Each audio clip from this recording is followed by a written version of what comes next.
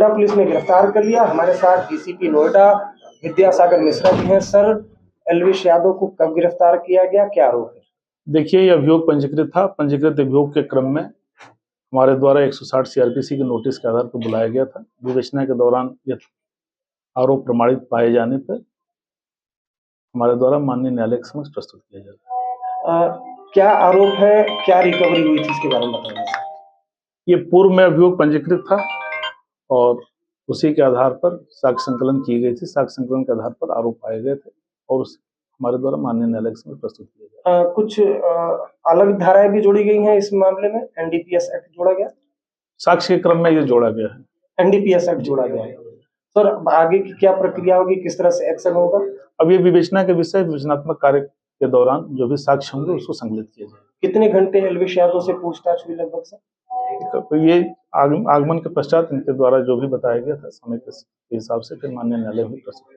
क्या क्या पूछताछ में उसने बताया या आपने क्या पूछा? ये विवेचना का विषय है और विवेचना के दौरान इनके हमारे द्वारा पूछताछ की गई है। पूछताछ के आधार पर ही कार्रवाई की जाएगी। क्या जवाब जो एल्विश यादव ने दिया, क्या वो संतोषजनक नहीं था?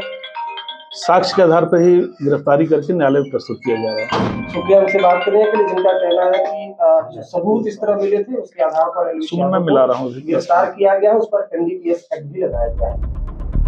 फेमस यूट्यूबर और बिग बॉस OTT 2 के विनर एल्विश यादव को सांप के जहर सप्लाई मामले में नोएडा पुलिस ने 17 मार्च को गिरफ्तार किया। इसके बाद उन्हें 14 दिन की न्यायिक हिरासत में भेज दिया गया है। एल्विश का नया पता लुक्सर जेल है।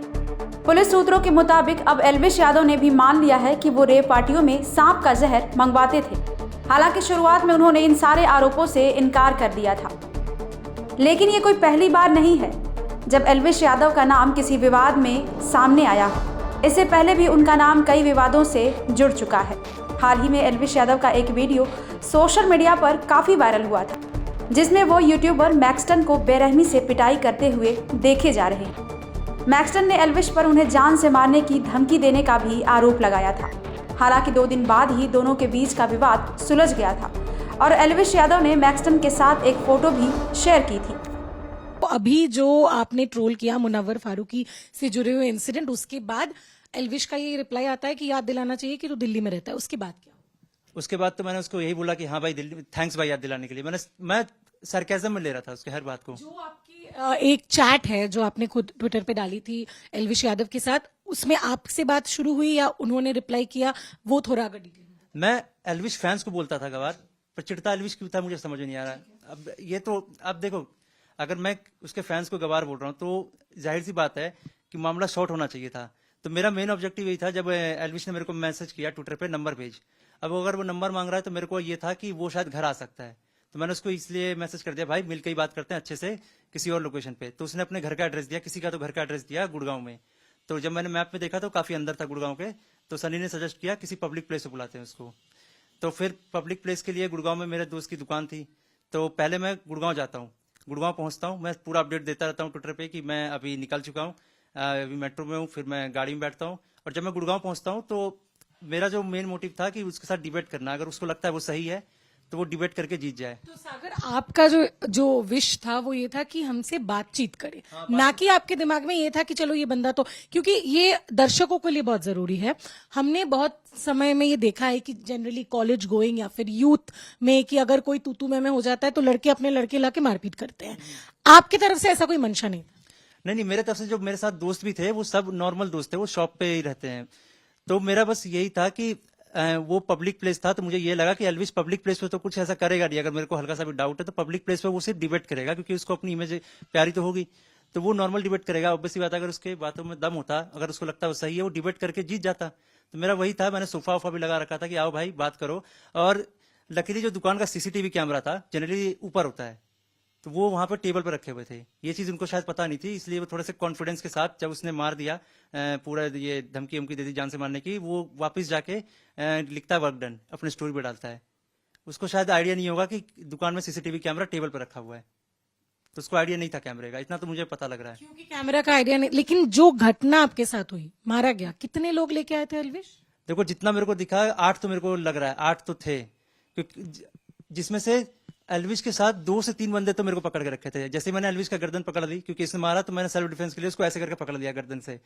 और जैसे ही मैंने उसको पकड़ा तो उसका शायद एक दोस्त अर्चित, अभी मैंने चेहरा नोटिस किया उसका, इससे पहले मैंने नोटिस नहीं किया था, वो था। और एक अननोन फेस था, वो मुझे पता नहीं।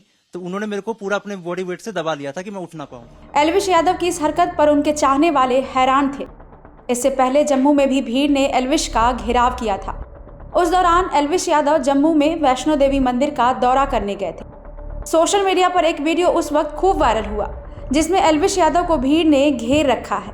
इस दौरान एल्विश के साथ राघव शर्मा भी मौजूद थे। तभी भीड़ में से एक युवक बाहर निकलता है और उसने एल्विश का कॉलर पकड़ लिया। इस दौरान एल्विश वहां से भागते हुए नजर आए। इसके अलावा भी कई ऐसे विवाद हैं, जैसे हाल ही में एल्विश यादव बिग बॉस 17 के विनर मुनव्वर फारूकी के साथ एक सेलिब्रिटी चैरिटी मैच में शामिल हुए। इस दौरान मुनव्वर फारूकी को एल्विश यादव के साथ सेल्फी लेते दिखाया गया। जैसे ही फोटो वायरल हुई, लोग एल्विश पर सवाल उठाने लगे, क्योंकि दोनों के बीच टशनबाजी चलती रहती है। अब एल्विश यादव जिस मामले में फंसे हैं, उसमें फंसने की कहानी भी बेहद विवादों भरी है। दरअसल पीपल्स फॉर एनिमल्स ने जानवरों के गलत इस्तेमाल के काले धंधे से पर्दा उठाने के लिए एक स्टिंग ऑपरेशन किया था। इस दौरान खुलासा हुआ था कि एल्विश यादव रेव पार्टीज में सांपों का जहर सप्लाई करते हैं। इसके बाद नोएडा के सेक्टर 51 में एक पार्टी के लिए कथित तौर पर सांप का जहर सप्लाई कराने के मामले में एल्विश यादव समेत 6 लोगों का नाम सामने आया और पुलिस ने कई लोगों को गिरफ्तार भी किया। हालांकि उस दौरान एल्विश यादव ने खुद पर लगे सभी आरोपों से इनकार कर दिया था। लेकिन अब जेल जाते हुए एल्विश यादव का ये वीडियो भी वायरल हो गया, जिसके बाद सारी सच्चाई सामने आई है और एल्विश यादव ने भी अपने ऊपर लगे सारे आरोपों को स्वीकार किया है। जिसके बाद पुलिस ने NDPS एक्ट की धारा बढ़ा दी और एल्विश यादव अब जेल की सलाखों के पीछे पहुंच चुके हैं। ब्यूरो रिपोर्ट, क्राइम तक।